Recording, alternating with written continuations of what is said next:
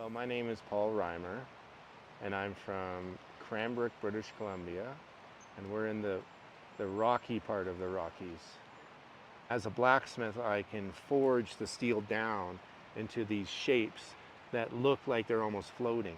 I have a public art practice as well as a gallery practice, and so I create large public art sculptures, and I also do medium-sized public art, which goes into a lot of civic outdoor sculpture festivals.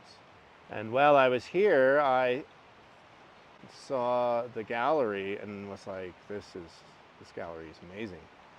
And I was pretty confident that what I was doing would resonate with the clients of the gallery. There's such a tradition of fly fishing on the Roaring Fork and the Frying Pan River, and I thought that these would really resonate with people. Well, it's always exciting to catch a fish, but what makes it rewarding is the process. And it's the same with creating the art.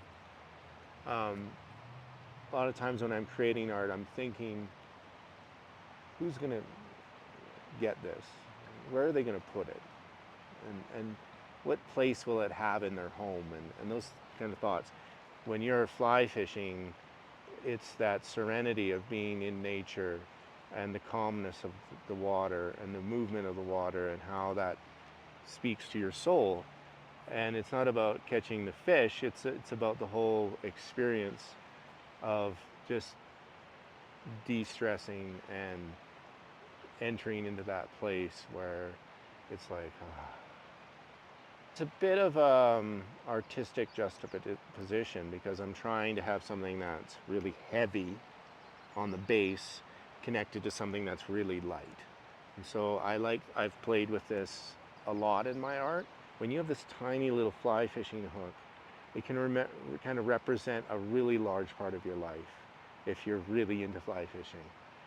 And so by making it big, it kind of connects to the significance of this thing that's in your life. One of the things that I try really hard to do when I create art is to connect to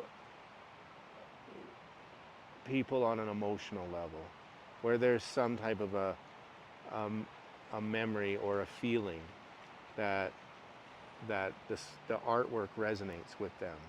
If you think about your happiest outdoor place, the place where you've had your most wonderful place, close your eyes, think about it. The pictures that come to your mind of that place, they're not crystal clear. They're kind of fuzzy around the edges. So I'm trying to tie into that when I make the sculpture. I'm not trying to make an actual perfect representation of an elk hair caddis. I'm trying to create the memory of an elk hair caddis. I really like to try to connect my sculptures to the geographical area.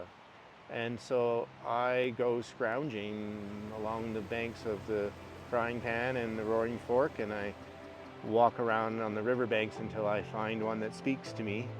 And I'm like, oh, that one. That one has the shape and the look and the feeling that I'm going for.